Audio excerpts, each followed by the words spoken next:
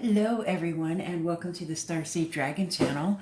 This is our daily perspective for the day, and we are using the Deviant Moon Tarot, and we got the the Four of Swords, the Page of Pentacles, the Moon, the Star, the Empress, and the Seven of Cups.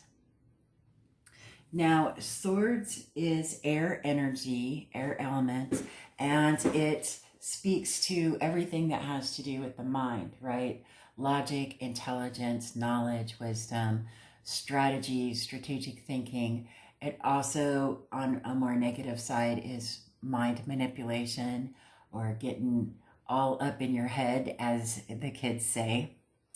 I don't know if the kids still say those or not, but it has everything to do with the mind and nothing to do with the heart or emotion. It's a very logical way of being, right? And Pentacles is earth element, so that has everything to do with this material realm we're living in. Love, money, abundance, wealth, health, physical relationships with other people, with the earth itself, right? The moon, the star, and the empress are all three major arcanas, which is very interesting. We got half of these cards are major arcana, right? So major arcana represent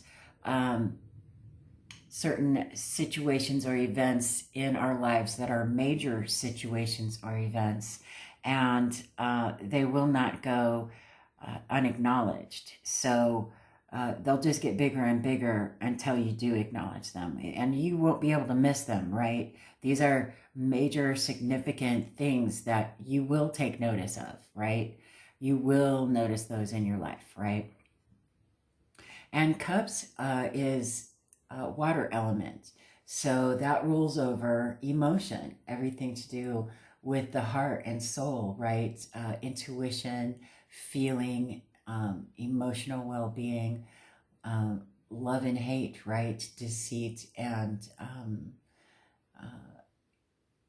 devotion, right? It's everything emotional and feeling wise, right? Very intuitive. Water is very fluid, and it just kind of, you go with the flow, right?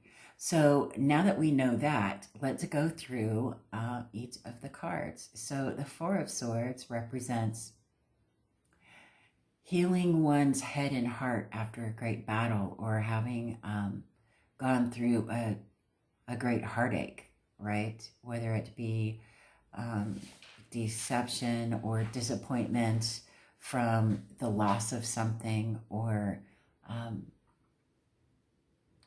not being able to cope with the things that unfolded, whatever this situation may be. Maybe they didn't happen the way you wanted them to happen, or maybe they turned out to be far worse than what you had hoped they would be. Depends, right, on the cards that are next to it. The Page of Pentacles. Now, pages in the court cards they represent the children of the court cards, right? So that speaks to new messages, newness, being students, learning something, or having a new message come your way, as far as learning something new in that element, right? So this is a Page of Pentacles, and earth element is very slow moving, so this is not going to be an expedient thing, but it's very studious and hardworking and devoted, and very much in our material realm, right? Maybe this Four of Swords has something to do with maybe healing from the disappointment of a job loss, or maybe someone's business went under and they're trying to figure out how to cope with that, right? It has something to do with their material world. The moon speaks to things that are hidden, but it also speaks to doing a deep dive into something that is new.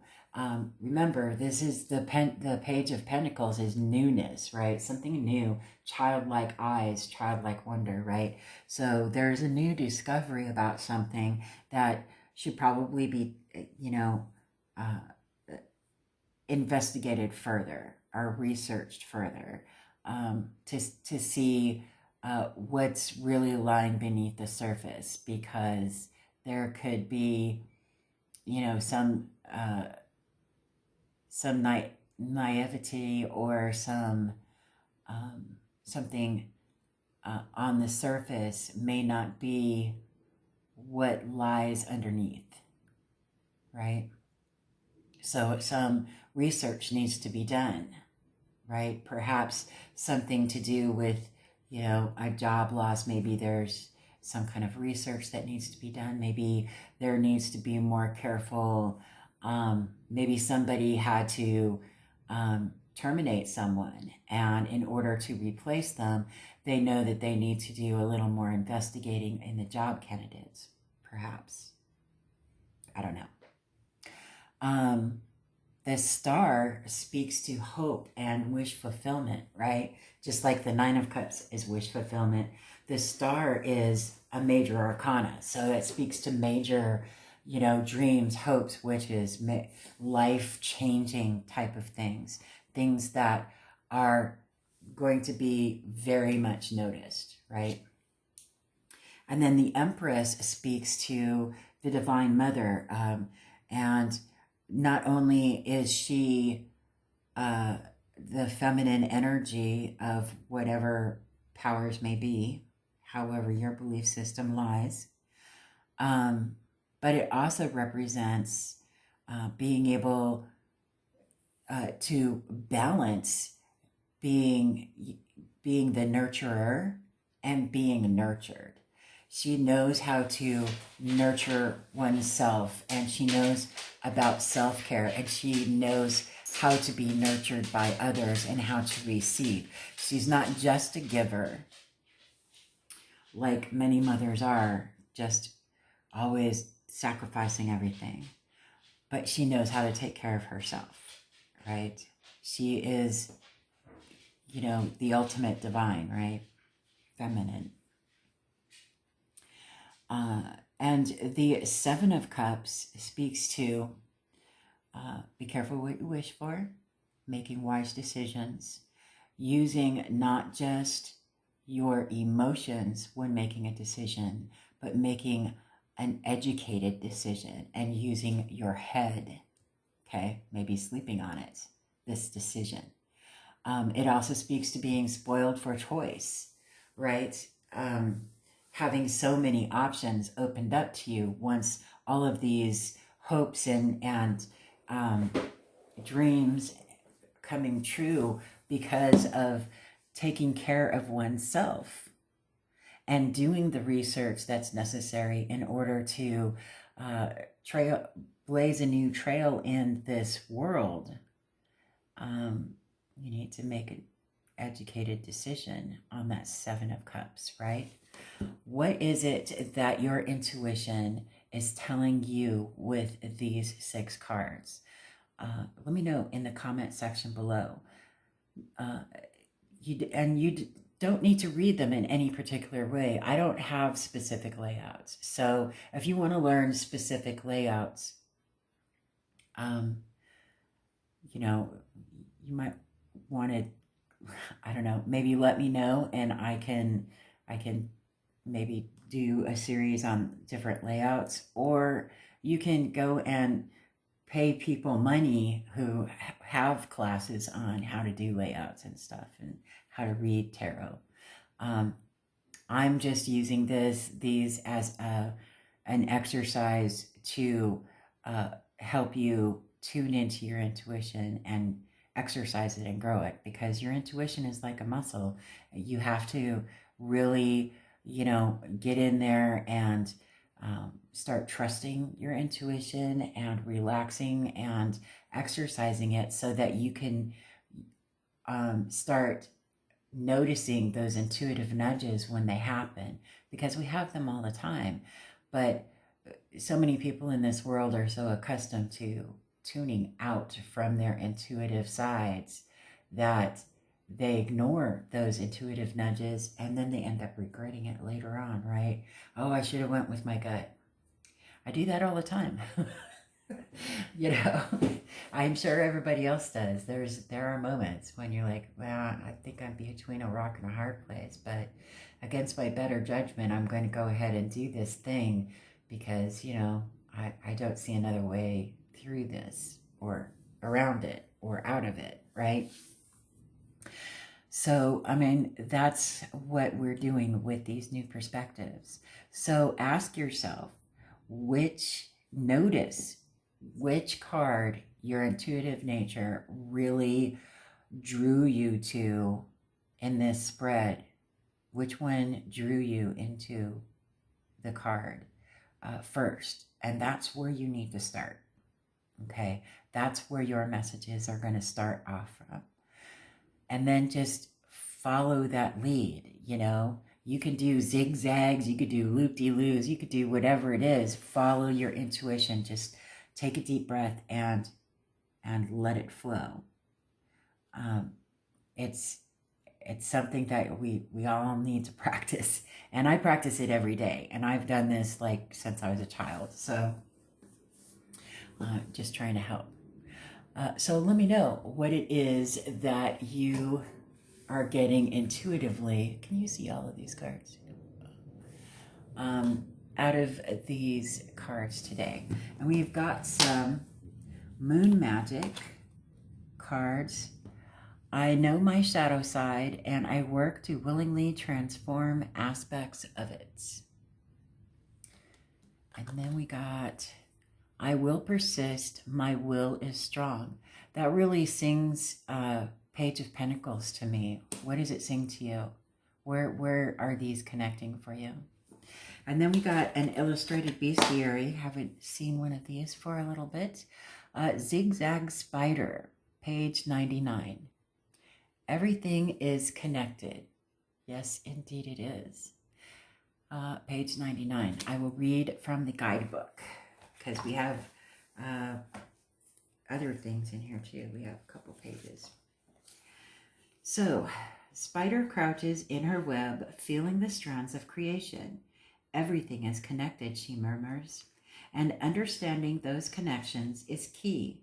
So while Spider seems to be sitting on her web waiting for dinner, she's actually taking the temperature of the world and listening for connection. When the breeze ruffles the web's threads, Spider senses the force and direction. The morning dew is thick. Spider sees. She knows that autumn is upon us and beyond that winter, when flies are scarce. Your world, too, is a web. Pause a moment and feel the play on the different strands and how that affects the overall weaving. Spider reminds you to be still and take the time to understand inner connections. And the ritual, energize your intentions. An intention is part of a web of energy, action, and relationships. Spider, the ultimate web builder, can help you explore the art of intending. But be careful. Fairy tales teach us that getting exactly what we ask for can end up not being what we really want. Before you energize your intention, it is wise to first hop over the reflection here to help you get clear on your goals and the ripple effects.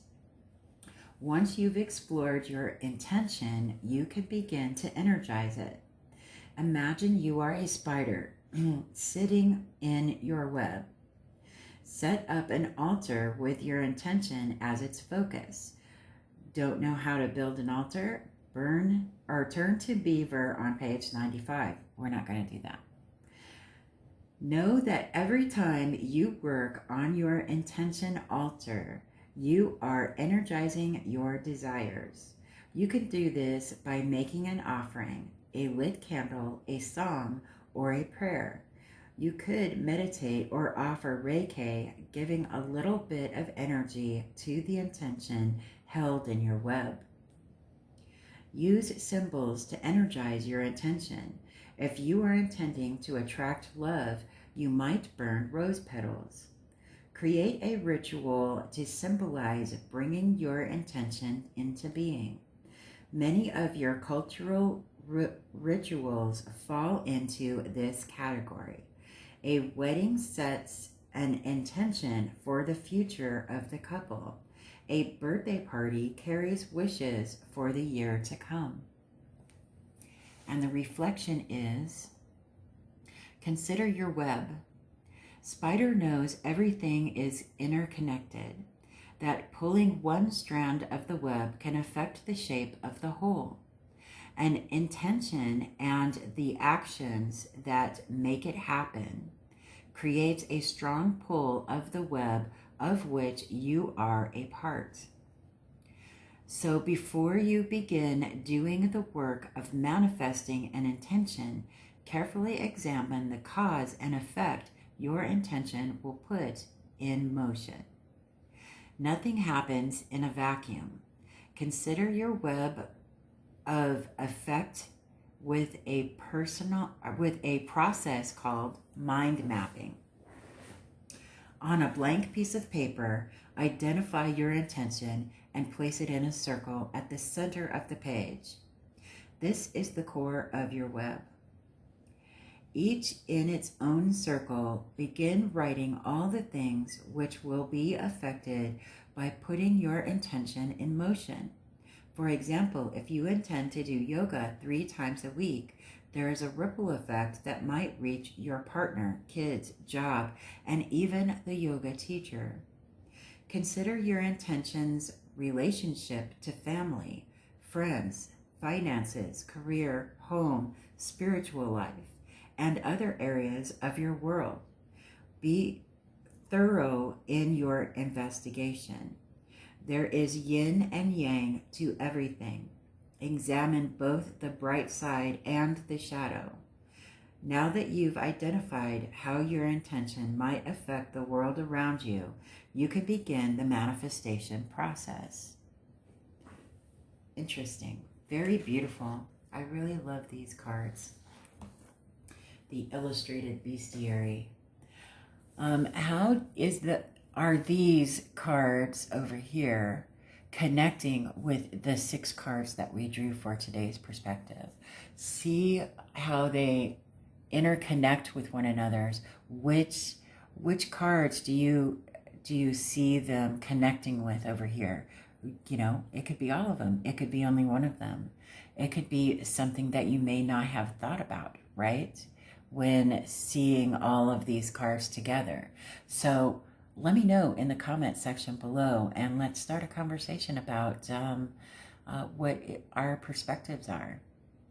Other than that, I hope you have a fabulous day, and I will see you on the next video.